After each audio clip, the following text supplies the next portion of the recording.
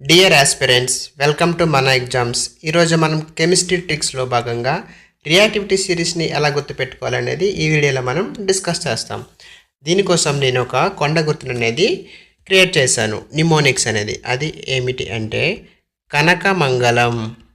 కనకమంగళం అనేది హారతి పాట.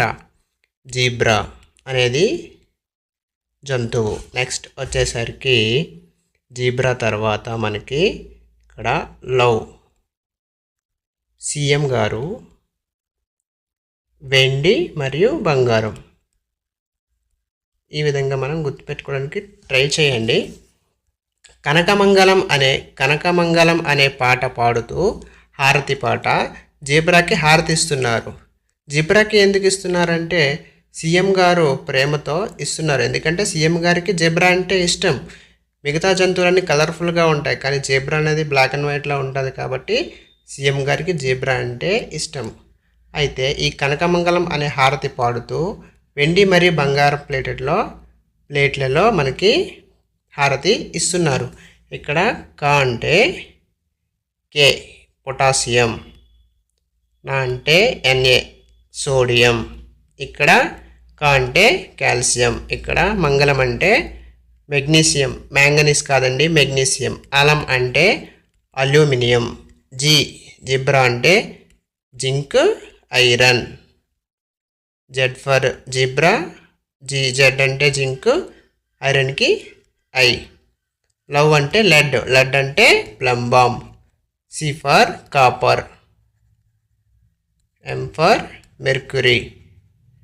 వెండి అంటే అర్జెంటనం సిల్వర్, బంగారం వచ్చేసి ఆరం గోల్డ్. ఈ విధంగా గుర్తుపెట్టుకోవడానికి ట్రై చేయండి. అదేవిధంగా మనకి ఎలక్ట్రాలిసిస్ ప్రాసెస్లో మనకి ఈ ఎలిమెంట్స్ అనేవి